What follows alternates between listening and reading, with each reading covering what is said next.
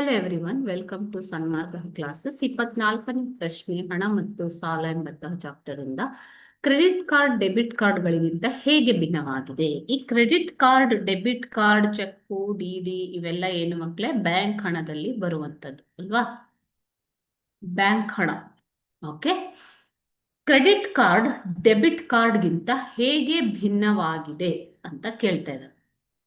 Credit card ಇದು credit card ಮತ್ತು green colour ಇರುವಂತದ್ದು ಡೆಬಿಟ್ ಕಾರ್ಡ್ ಮಕ್ಕಳೇ. ಓಕೆ, ಅಲ್ಲಿ ಕಾರ್ಡ್ ಹೋಲ್ಡರ್ಸ್ ನೇಮ್ ಅಂತಂದ್ರೆ ಕಾರ್ಡ್ದಾರನ ಹೆಸರಿರುತ್ತೆ. ಓಕೆನಾ, ಬ್ಯಾಂಕ್ ಹೆಸರು ಮತ್ತು ಇಲ್ಲಿ ಒಂದು ಚಿಹ್ನೆ ಇದೆಲ್ಲ ಇರುತ್ತೆ. ಓಕೆನಾ, ಎಕ್ಸ್ಪೈರಿ ಡೇಟ್ ಎಲ್ಲ ಕೂಡ ಇರುತ್ತೆ.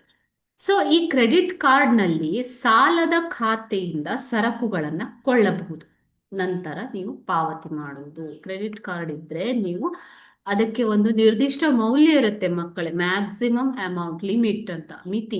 ಓಕೆನಾ, ಸೊ ಆ ಮಿತಿಯ ಒಳಗೆ ನೀವು ಹಣವನ್ನ ಎಷ್ಟು ಬೇಕಾದರೂ ಖರ್ಚು ಮಾಡಬಹುದು, ನಂತರ ನೀವು ಹಣವನ್ನ ಪಾವತಿ ಮಾಡುವಂಥದ್ದು. ಓಕೆ, ಸೊ ಅದು ಕ್ರೆಡಿಟ್ ಕಾರ್ಡ್. ಡೆಬಿಟ್ ಕಾರ್ಡ್ ನಲ್ಲಿ ನಿಮ್ಮ ಉಳಿತಾಯ ಖಾತೆಯಿಂದ ಹಣ ಪಾವತಿಯಾಗುವುದು.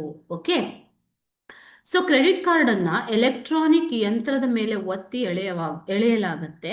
ಆಗ ಕೊಳ್ಳುವವನ ಸಾಲದ ಖಾತೆಯಿಂದ ಹಣ ಏನಾಗುತ್ತೆ, ಸಂದಾಯ.